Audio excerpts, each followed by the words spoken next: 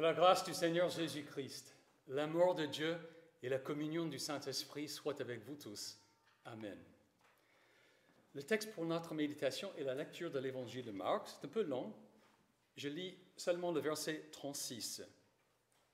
Jésus dit au chef de la synagogue, « N'aie pas peur, crois seulement. » Voici le sujet de notre méditation.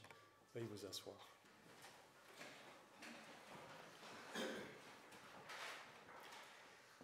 Un soir d'été, pendant un orage violent, une mère bordait son petit garçon dans son lit. Elle était sur le point d'éteindre la lumière quand le garçon a demandé d'une voix tremblante, « Maman, veux-tu rester avec moi toute la nuit ?» Souriant, la mère lui a fait un câlin chaleureux et rassurant et lui a dit tendrement, « Je ne peux pas, chérie, je dois dormir dans la chambre de papa. » Un long silence a suivi, brisé enfin par une voix tremblante disant « C'est une vraie fille. » Nous avons tous eu des moments de peur. C'est pas drôle. Lorsque nous avons peur de quelque chose, nous cherchons un moyen d'y échapper. Ce jeune garçon a surmonté ses craintes en s'imaginant la plus grande peur de son papa. La peur est un thème central, présent dans l'Évangile de Marc. En fait, son livre se termine en disant que les femmes qui s'étaient rendues au tombeau le jour de la résurrection de Jésus sortirent du tombeau et s'enfuirent, toutes tremblantes et bouleversées, et elles ne dirent rien à personne car elles étaient effrayées. Tout le long de l'Évangile, les gens ont peur de leur situation ou de Jésus lui-même, comme nous l'avons vu dimanche dernier. Les disciples ont eu peur de la tempête, croyant qu'ils allaient périr. Et après que Jésus les ait sauvés, ils le craignaient lui. Entre ce récit et celui d'aujourd'hui, Jésus a chassé une multitude de démons d'un homme qui habitait dans les tombeaux. Les démons sont sortis de l'homme et sont entrés dans un troupeau de cochons. Puis les cochons se sont précipités du haut de la falaise et se sont noyés dans le lac. Ayant vu ce qui était arrivé, la population locale a été saisie de frayeur et a demandé à Jésus de s'en aller. Maintenant, une femme a secrètement touché les vêtements de Jésus et a été guérie. Mais quand Jésus a voulu la faire connaître, elle, effrayée et tremblante, s'est jetée à ses pieds. Jairus, lui, n'a pas le temps de montrer sa peur, car Jésus l'anticipe. Aussitôt que les gens arrivent avec la nouvelle que sa fille est morte, Jésus lui dit, « N'aie pas peur, crois seulement. » Cela nous emmène à un autre thème très présent dans cet évangile, la foi. La foi est le contraire de la peur. Elle chasse la peur.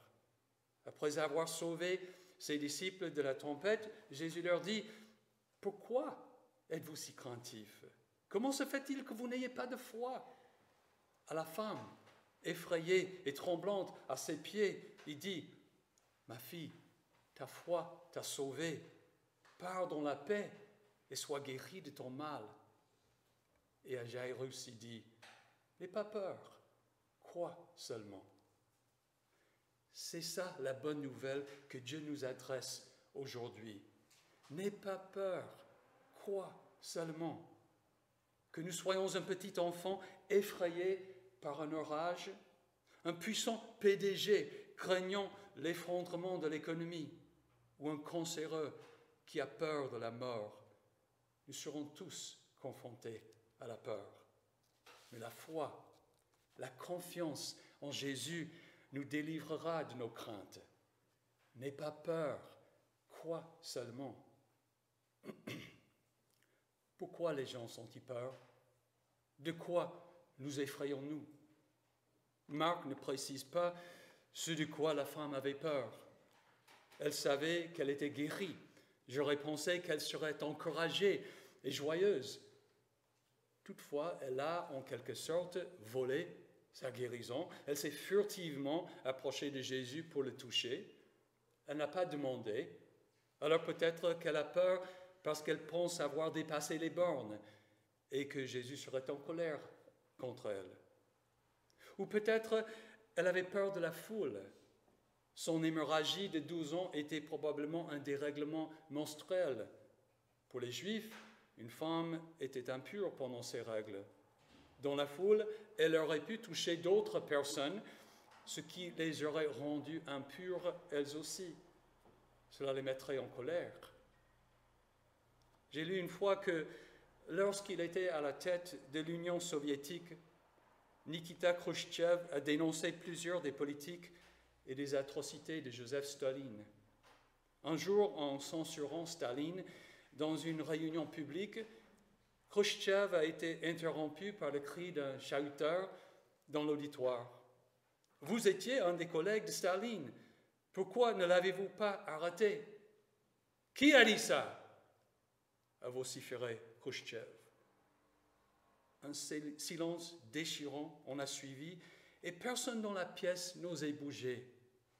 Alors Khrouchtchev a calmement répondu « Maintenant, tu sais pourquoi. » J'imagine que c'est ce qui ressentait cette femme quand Jésus a demandé « Qui m'a touché ?» Si tu penses avoir mal fait, mal agi, et qu'une autorité te cherche, tu as peur. On comprend facilement la peur de Jairus. Il espérait que Jésus pourrait sauver la vie de sa fille, mais maintenant il apprend que c'est trop tard. Elle est déjà partie. Les craintes de Jairus se sont sans doute transformées en chagrin et désespoir.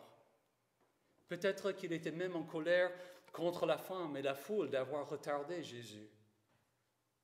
Il est facile de nous mettre à sa place.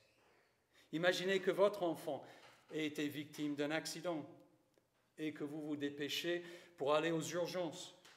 Vous arrivez seulement au moment où les docteurs sortent du bloc opératoire pour vous exprimer leurs condoléances. Vous connaîtrez alors la peur, le chagrin, le désespoir, la colère, et tout ça à la fois. On peut aussi penser aux parents des jeunes qui ont été emprisonnés dans la grotte en Thaïlande. Ils ont découvert les enfants, mais ils n'arrivent pas encore à les sortir. Imaginez. Nous ressentons la peur dans la vie pour 1000 raisons. Peut-être que vous craignez pour votre santé, pour votre emploi.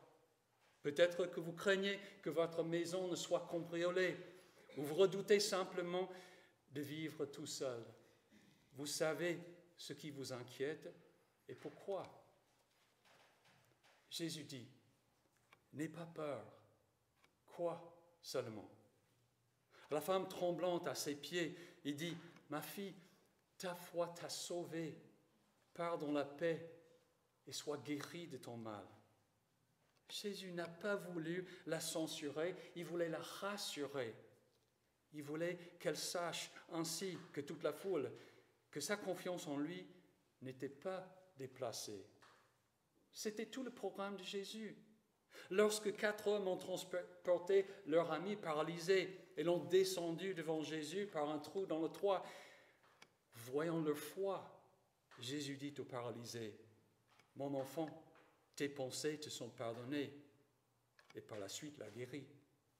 Quand l'aveugle Bartimée s'est mis à crier à Jésus en lui demandant d'avoir pitié de lui, Jésus lui a répondu, « Vas-y, ta foi t'a sauvé. » Et il a aussitôt retrouvé la vue. Toute peur ou toute inquiétude que ces personnes auraient pu ressentir, Jésus voulait la chasser par la foi en lui-même. Revenons à la situation désespérée de Jairus. Jésus lui dit de ne pas avoir peur à l'annonce du décès de sa fille. Aussi difficile que cela ait été pour Jairus, Jésus voulait chasser sa peur par la foi. Je suppose que Jairus n'avait pas de raison de croire que Jésus pouvait ressusciter des morts. Jésus n'avait probablement pas encore ressuscité quelqu'un. La résurrection du fils de la veuve de Nain et celle de Lazare viendraient plus tard. Néanmoins, Jairus venait d'assister à la guérison de la femme. Peut-être qu'il pouvait accorder à Jésus le bénéfice du doute. De toute façon, ils sont allés chez Jairus et Jésus a ressuscité la fillette. Eh bien, cette femme et Jairus ont-ils fait quelque chose que nous ne pouvons pas faire? Avaient-ils une foi extraordinaire, au-delà de celle que nous avons ou pouvons avoir? Pas du tout. Tous les deux ont simplement cru que Jésus avait le pouvoir de guérir. Au fond, leur foi n'était pas différente de la confiance que nous faisons aux médecins pour nous guérir. Nous ne croyons pas qu'ils puissent nous ressusciter des morts, mais sans doute que de temps en temps, notre confiance en eux dépasse leur vraie capacité. Une telle confiance n'est pas quelque chose d'extraordinaire. Du coup, la foi que Jésus salue et cherche en nous est simple et concrète. Elle n'est pas ésotérique et utopique. En effet, la foi dépend de Jésus et de ce qu'il peut faire, et non pas de nous. Il nous invite à lui faire confiance en toutes circonstances parce qu'il s'est déjà montré capable de tout faire. Nous nous confions aux médecins aujourd'hui parce qu'ils se sont montrés capables de faire des choses extraordinaires. Nous leur permettons d'ouvrir notre corps pour réparer et enlever des organes, des tissus. Réfléchissez à la confiance que nous avons en eux. Jésus a fait preuve d'une connaissance et d'une puissance de beaucoup supérieure. Il a prouvé, en guérissant la femme et en ressuscitant la fillette, qu'il possède tout pouvoir dans le ciel et sur la terre. Rien ne lui est impossible. Nous pouvons donc lui apporter toutes nos inquiétudes. C'est pourquoi il dit « N'aie pas peur, crois seulement ». On peut penser que Jairus et la femme avaient un avantage sur nous. Ils vivaient en Palestine au même moment que Jésus. Ils pouvaient aller le voir et le toucher. Ils savaient où le trouver quand ils ont eu besoin de lui. Nous ne pouvons pas faire ça. Toutefois, aujourd'hui, Jésus nous donne l'opportunité de le toucher en recevant son corps et son sang. Nous n'avons pas à le chercher. Il nous cherche et nous invite. Il vient à nous avec la promesse du pardon de toutes nos fautes et avec la promesse de son retour. En effet, comme l'apôtre Paul écrit, toutes les fois que vous mangez ce pain et que vous buvez cette coupe, vous annoncez la mort du Seigneur jusqu'à ce qu'il vienne. Son corps et son sang sont le gage qui reviendra pour vous ressusciter, vous donner un corps incroyable et vous prendre pour être avec lui pour l'éternité. Il vous dit, prenez et mangez, buvez-en tous. Aussi, n'aie pas peur, crois seulement. Quelqu'un pourra dire que cela se rapporte au pardon des péchés et au retour de Jésus. Mais qu'en est-il si je perds mon emploi, ou si je suis victime d'un accident de voiture, ou si un proche décède? Je ne peux pas te dire ce que Jésus fera dans toutes les circonstances de ta vie. Mais je peux te dire qu'il te dit encore et toujours, n'aie pas peur, crois seulement. Confie-toi à lui. Fais appel à lui dans la prière et tu verras. La foi marche maintenant parce que Jésus agit maintenant. C'est pourquoi l'apôtre Paul, de sa prison, écrit aux Philippiens, « Je sais vivre dans la pauvreté et je sais vivre dans l'abondance. Partout et en toutes circonstances, j'ai appris à être rassasié et à avoir faim, à être dans l'abondance et à être dans le besoin. Je peux tout par celui qui me fortifie. » Nous n'avons pas besoin de comprendre comment Jésus peut entendre et répondre à la prière. Il suffit de savoir qu'il le fait et puis de prier. Nous n'avons pas besoin de comprendre comment Jésus a pu guérir la femme quand elle a touché, ni comment il a ressuscité la fille de Jairus. Il suffit de savoir qu'il a fait afin que nous aussi lui fassions appel en prière. C'est ce que fait la foi. Rappelez-vous le deuxième commandement. Tu n'utiliseras pas le nom de l'Éternel, ton Dieu, en vain. Que signifient ces paroles? Nous devons craindre et aimer Dieu afin de ne pas profaner son nom par des imprécations, des jurements, des pratiques de magie, des mensonges et des tromperies, mais de l'invoquer dans tous nos besoins, l'adorer, le bénir et lui dire notre connaissance. Si nous faisons ça, même au milieu de grands problèmes, la foi chassera la peur. Car Jésus, lui, te dit, n'aie pas peur, crois seulement. Que la paix de Dieu, qui dépasse tout ce que l'on peut comprendre, garde votre cœur et vos pensées en Jésus-Christ pour la vie éternelle. Amen.